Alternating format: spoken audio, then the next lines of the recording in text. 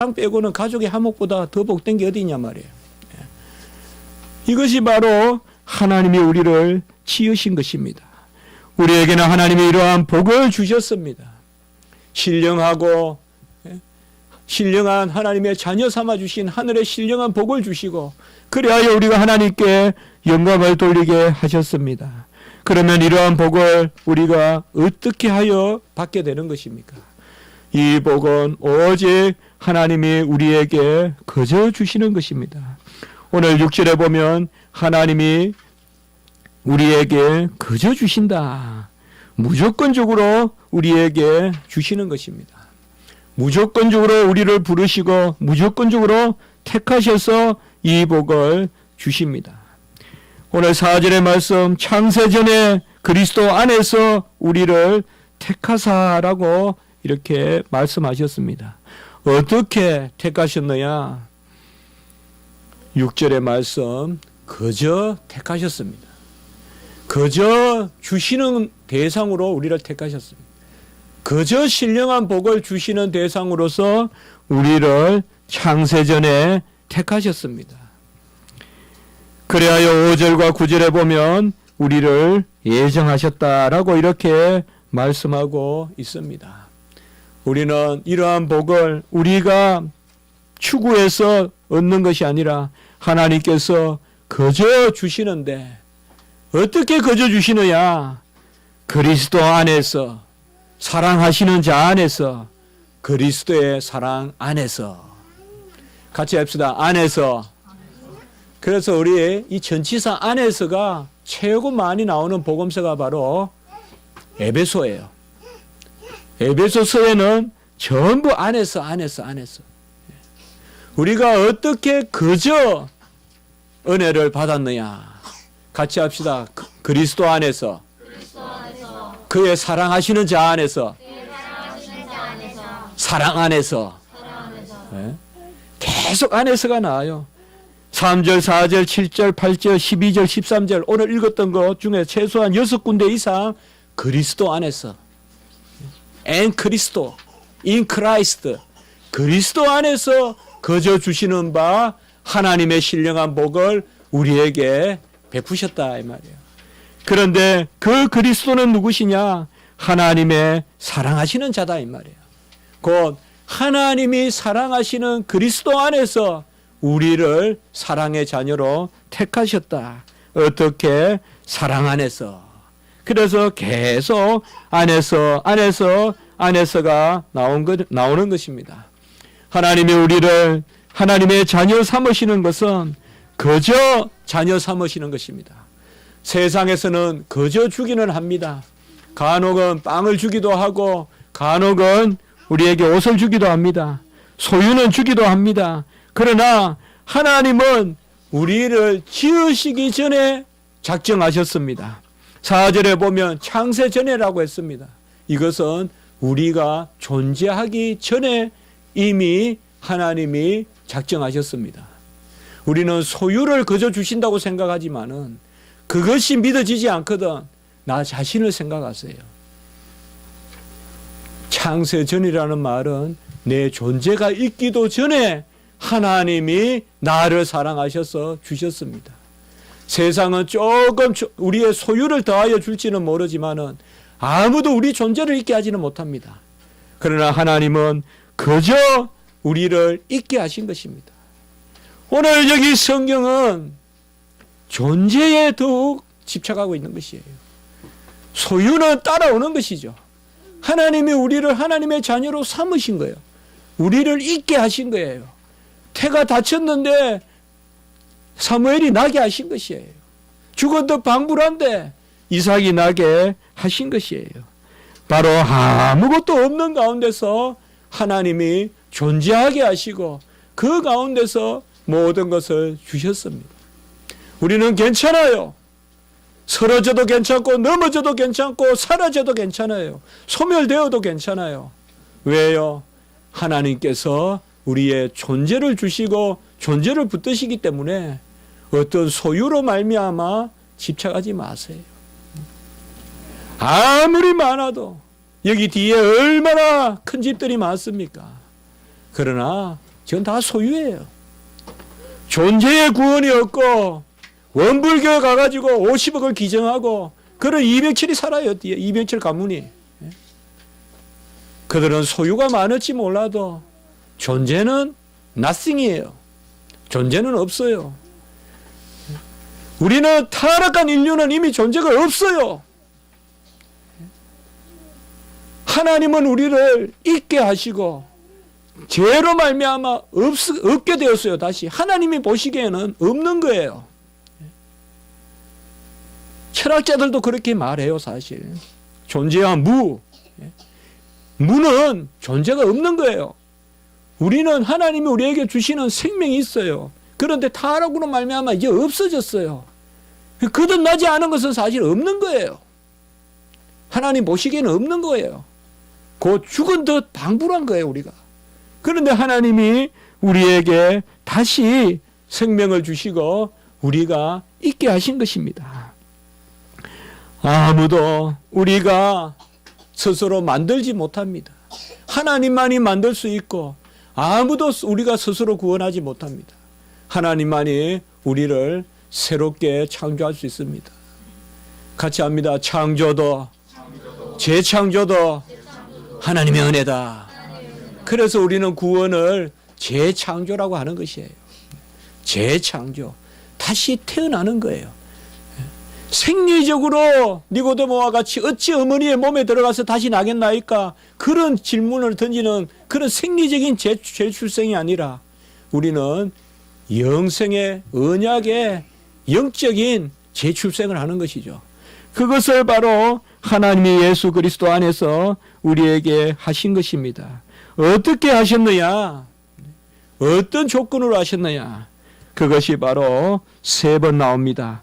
5절에 보시면 5절에 여러분들 주목하시고 에베소서 1장은 너무 중요해요. 여러분들 5절에 같이 한번 해봅시다. 그 기쁘신 뜻대로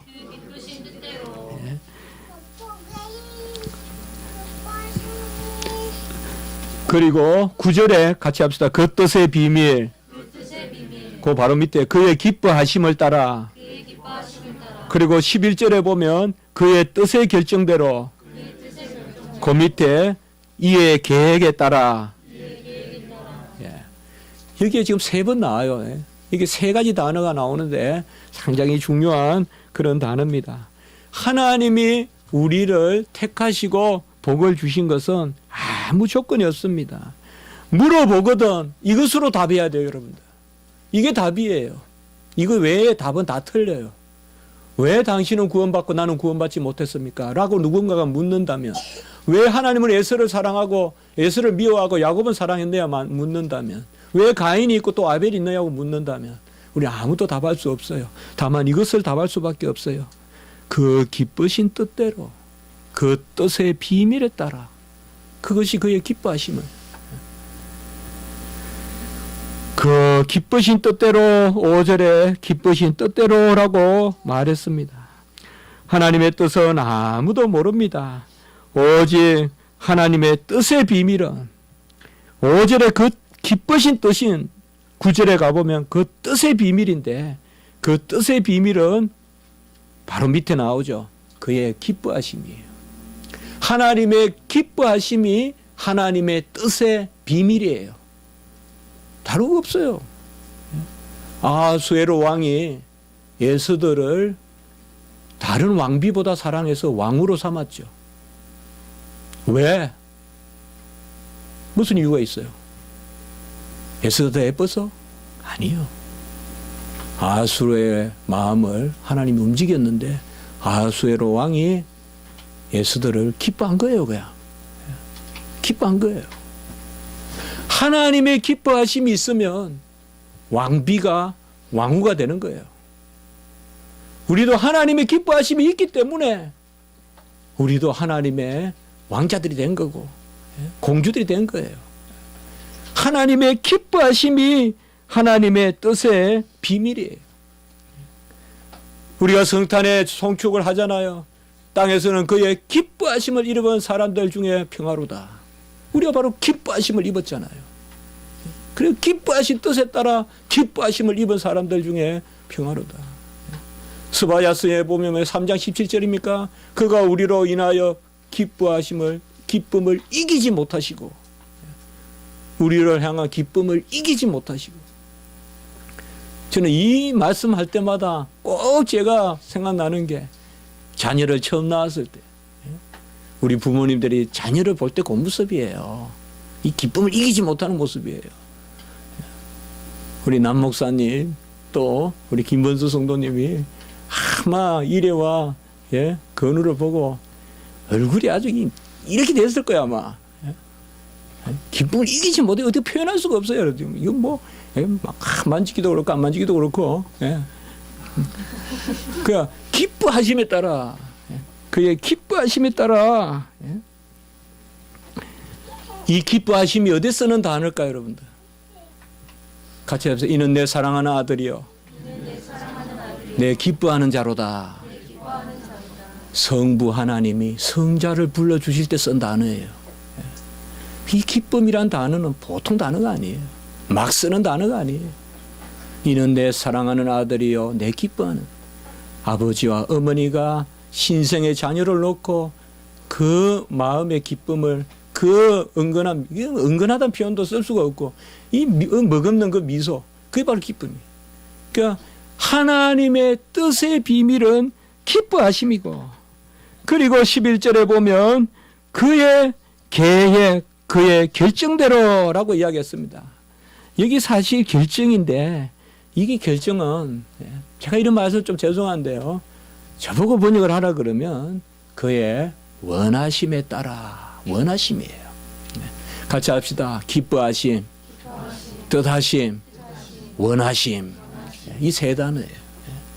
기뻐하심은 유도키아라고 해요, 헬라어로. 뜻하심은 텔레마라고 해요. 원하심은 불레라고 해요. 특별히 제가 이 단어에 은혜가 되기 때문에 이렇게 암송하고 있어요. 제가 단어를 많이 아는 것이 아니라 하나님의 기뻐하심과 뜻하심과 원하심이 바로 11절에 그의 계획입니다. 하나님은 만세전에 미리 우리를 계획하셨어요. 올 한 해의 삶도 계획하셨어요. 거듭나게 하신 사람의 삶을 주장하지 않겠습니까? 존재를 주신 분이 소유를 채우지 않겠습니까? 나를 낳아준 부모님이 나를 유기하겠습니까? 우리가 자녀를 낳았으니 자녀를 키우듯이 하나님은 우리를 낳으셨기 때문에 우리를 한 해 동안 키우셨고, 또 명년에도 내년에도 우리를 키우실 것입니다. 믿으면 아멘 하시기 바랍니다. 명년에도 우리를 키우실 것입니다. 분명히 우리를 붙드실 것입니다. 목자가 길을 아심으로 우리가 알지 못하는 화원으로 인도하실 것이요, 만난 풀이 있는 곳으로 인도하실 것이요, 푸른 초장과 쉴만한 물가로 인도하실 것입니다. 한 해를 소망하십시오. 우리가 생각하는 세속적인 즐거움이 아니라 우리를 낳으신 하나님이 신령한 복으로 또 한 해를 우리를 인도하실 것입니다. 간혹 세상에서 지치고 답답하고 힘들 때 하나님은 오히려 그때 우리를 더욱 세우셔서 옥중의 바울이 이 기쁨을 노래하듯이 우리도 하나님 앞에 기쁨을 노래하게 될 것입니다. 이 신령한 복이 우리에게 있는 것이고, 이 복을 우리는 감사하고 이 복을 누리고 하나님께 영광을 올리게 되는 것입니다. 이 한 해를 돌아보아 모든 것이 하나님의 은혜요, 나를 잊게 하시고 나를 살게 하시고 나를 낳으시고 나를 살게 하신 그 하나님께 감사하고, 또 내 안에 생명을 주시고 마음을 정하게 하시고 또 신령한 경건의 그런 은혜도 허락하여 주신 것을 감사하고, 비록 우리가 어떤 면에서 어려움이 있고 실족함이 있었더라도 이 순간 다 하나님 앞에 내려놓고, 나의 헛되고 나의 또 허물된 것도 다 내려놓고 새해를 소망하면서 하나님 앞에 간구하면서, 정말 하나님이여, 우리는 강야의 백성과 같이 길을 모르오니 구름기둥 불기둥으로 낮과 밤을 지키시고, 여호와의 사자가 선행하셔서 장막을 옮겼듯이 여호와의 사자 우리 주 예수 그리스도 우리의 앞장서셔서 우리를 한 해 동안 이끌어 주시옵소서. 다 맡기시고 담대함을 가지시고 평안을 누리시고 우리 자녀들도 그 마음을 가지시고 우리 삶의 큰 전환기에 있는 배우는 학생이나 또 우리의 삶터에서나 생업터에서나 이러한 하나님께 맡기시고 하나님께 은혜를 구하면서 나가는 그러는 하나님의 인도하심이 보호하심이 있기를 주님의 이름으로 축복해 봅니다. 한번 기도드리겠습니다. 거룩하고 자비로우신 하나님 아버지, 웬 은혜입니까? 웬 사랑이십니까? 우리를 정말 죽은 듯 방불한 곳에서 나게 하여 주시고 사무엘과 같이 에봇을 입혀주시고 여호와가 떠나지 아니하고 우리의 말이 하나도 땅에 떨어지지 않게 하심을 감사합니다. 우리의 기도가 하나도 땅에 떨어지지 않게 하심을 감사합니다. 어렵고 힘든 일이 있을지라도 신령한 하나님의 복을 감사하는 저희들이 되게 해주시고 여호와여 나를 이끌어 주시고 나를 인도하여 주시고 여호와여 우리는 뱀길밖에 모르오니 우리는 가시밭길밖에 모르오니 여호와께서 꽃길을 내시고 여호와께서 푸른 초장으로 우리를 인도하여 주시옵소서. 우리의 생명을 지키시고 나를 나게 하신 여호와 하나님이 나를 주야로 보호하실 줄을 믿습니다. 하늘을 돌아보아 감사를 드립니다. 원컨대 새해에는 좀 더 거룩하게 하옵소서. 원컨대 새해에는 좀 더 믿음이 자라게 하시옵소서.